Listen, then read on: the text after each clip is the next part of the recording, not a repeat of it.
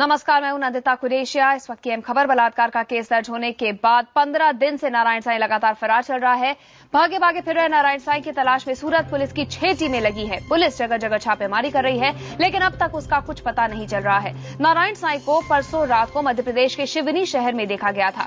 शिवनी के छपारा के बंजारी माता के मंदिर की धर्मशाला के पुजारी का दावा है कि शनिवार रात नारायण साईं अपने 3 साथियों के साथ बिताई और रविवार को सुबह इनोवा गाड़ी से वो निकल गए। मंदिर के पुजारी अनिल के मुताबिक दाढ़ी और सिर के बाल उनके मुंडे हुए थे, इसीलिए उन्होंने नारायण साईं को देर से पहचाना। तो आपको बता दें कि पिछले हफ्ते गुरुवार को वो आगरा में होने की उनकी खबर मिली थी और अब जो खबर मिल रही है मध्य प्रदेश के शिवनी शहर में एक आश्रम में उन्होंने रात बिताई है उनके 3 सहयोगियों के साथ। और जैसा कि हम पहले भी बता रहे हैं कि अपना हुलिया नारायण साईं ने बदल लिया है, सिर के बाल मुंडवा लिए हैं, दाढ़ी कटा ली है, ऐसे में उनको पहचानना मुश्किल हो रहा है। जो आश्रम के लोग हैं जिन्होंने ये जानकारी दी है, उनका भी ये कहना है कि टीवी में देखने के बाद उन्होंने पहचान करी नारायण साईं की। 2 तस्वीरें हम आपको दिखा रहे हैं। 17 सितंबर को आगरा में आसाराम के एक अनुयायी के घर पर नारायण साईं थे, ये सी जानकारी मिली है। और साथ ही 19 सितंबर को वो मध्य प्रदेश के शिवनी शहर के एक आश्रम में मौजूद थे। तो लगातार फरार चल रहा है नारायण साईं। पिछले 15 दिनों से वो फरार है। बलात्कार का आरोप उनके ऊपर लगा है। सूरत पुलिस की जो 6 टीमें हैं वो लगातार नारायण साईं की खोज में निकल पड़ी हैं।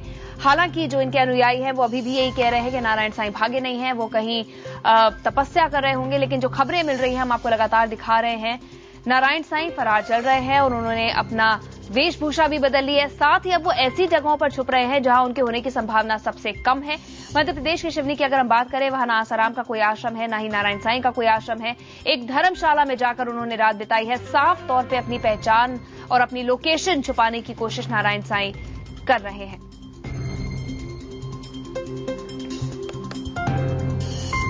तो अपने 3 समर्थकों के साथ वो वहां पर मौजूद हैं। एक इनोवा गाड़ी में वो आए थे। उनकी पहचान शुरुआत में धर्मशाला के लोग नहीं कर पाए, क्योंकि हम जैसा लगातार आपको बता रहे हैं अपनी वेशभूषा उन्होंने बदल ली है, सर दाढ़ी सब मुंडवा ली है उन्होंने, ऐसे में उनका पहचान करना बहुत मुश्किल था। लेकिन जैसा कि वहां के कुछ लोगों ने बताया है कि टीवी में खबर देखने के बाद वो नारायण साईं की पहचान कर पाए और उसके बाद उन्होंने जानकारी दी है। परसों यानी कि शनिवार रात को वो मौजूद थे मध्य प्रदेश के शिवनी में, और उससे पहले 17 अक्टूबर को आगरा में अपने पिता आसाराम के एक अनुयायी के घर पर नारायण साईं पहुंचे थे। भोजन भी उन्होंने किया, वहां से वो निकल गए हैं। अभी तक फरार है नारायण साईं।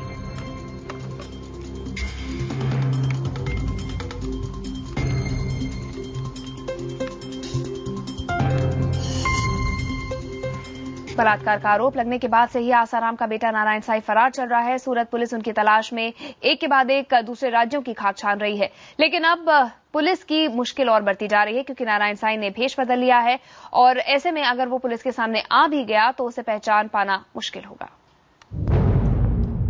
गिरफ्तारी से बचने के लिए छिपता फिर रहा है नारायण साईं। पुलिस से बचने के लिए बहरूपिया बन गया है आसाराम का बेटा।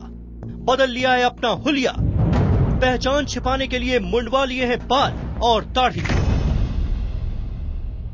बलात्कार के आरोपी नारायण साईं की तलाश में गुजरात पुलिस देश के तमाम हिस्सों में छापे मार रही है। सूरत में बलात्कार का केस दर्ज होने के बाद से ही आसाराम का बेटा नारायण साईं फरार है, लेकिन पुलिस अब तक उसका कोई सुराग नहीं लगा पाई है। और अगर नारायण के सहयोगी की बातों पर यकीन करें तो अब उसे पहचान पाना मुश्किल है, क्योंकि नारायण साईं ने अपना भेष बदल लिया है। गिरफ्तारी से बचने के लिए उसने दाढ़ी मूछ कटा ली है, सिर के बाल भी मुंडवा लिए हैं। इतना ही नहीं, हमेशा सफेद कपड़ों में रहने वाले नारायण साईं ने गेरुए कपड़े पहन रखे हैं।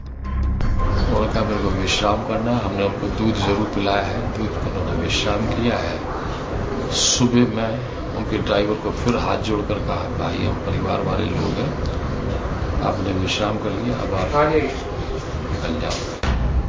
पुलिस ने शुक्रवार रात नारायण की तलाश में आगरा के शाहगंज इलाके के आलोक नगर में छापा मारा। खबर थी कि नारायण यहां रहने वाले अपने अनुयायी लक्ष्मण के घर छिपा हुआ है, लेकिन पुलिस के पहुंचने से पहले ही वो रफू चक्कर हो गया। लक्ष्मण ने कबूल किया है कि नारायण साईं गुरुवार को उसके घर पर था।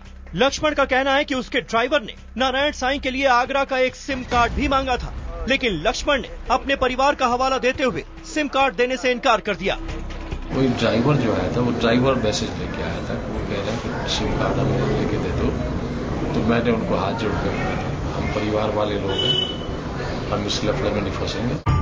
पुलिस कई राज्यों में नारायण साईं की खाक छान रही है और नारायण साईं नए नए सिम कार्ड के जरिए पुलिस को छका रहा है। ऐसे में भेस बदलने के बाद उसको पहचानना भी मुश्किल हो गया है। पुलिस और नारायण साईं के बीच चूहा बिल्ली का खेल जारी है। देखना ये कि पुलिस नारायण साईं को पकड़ पाती है या फिर वो चकमा देकर बहरूपिया बनकर विदेश भागने में कामयाब हो जाता है। ब्यूरो रिपोर्ट के साथ जनक दवे, अहमदाबाद, IBN 7। मनोज राजन त्रिपाठी हमारे सहयोगी इस वक्त हमारे साथ फोन लाइन पे जुड़े हैं। मनोज, क्या और जानकारी है?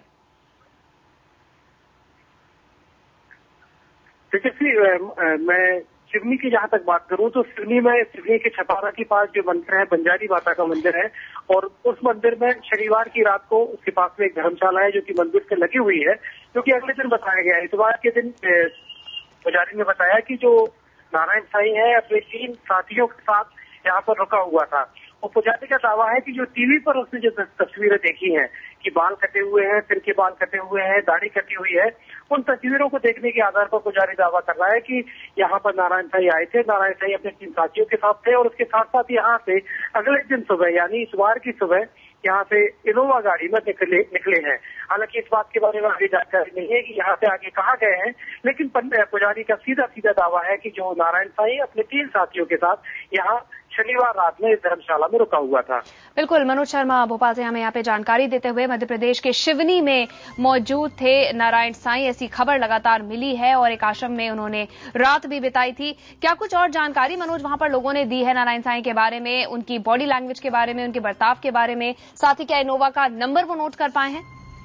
इनोवा का नंबर तो नोट नहीं किया है, लेकिन क्योंकि सारा जो वाकया बताया जा रहा है वो इस तरह से बताया जा रहा है कि जो पुजारी ने शनिवार की रात को यहाँ पर आए, शनिवार की शाम को, तब भी अंधेरा था। इनोवा गाड़ी थी जो कि दूर से देखी उन्होंने, पुजारी ने देखी। इसके बाद अगले दिन सुबह तड़के वो छपरा के वहां से बंजारी माता के मंदिर की धर्मशाला से अगले किसी गंतव्य के लिए पूछ कर गए।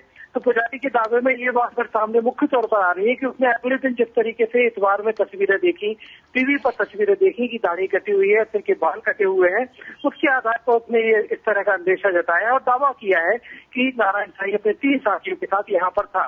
उसके बाद जब ये खबर पहुंची, इस खबर के बाद पूरे इलाके में सनसनी फैली, पुलिस को भी सूचना मिली है। तो उसके बाद आगे मध्य प्रदेश की पुलिस इस बात का इंतजार कर रही है कि आगे कोई सूरत की पुलिस, गुजरात की पुलिस से कोई संपर्क किया गया तो उसके आधार पर इस पूरी घटना का ब्यौरा और आगे तहकीकात करके गुजरात की पुलिस को देंगे।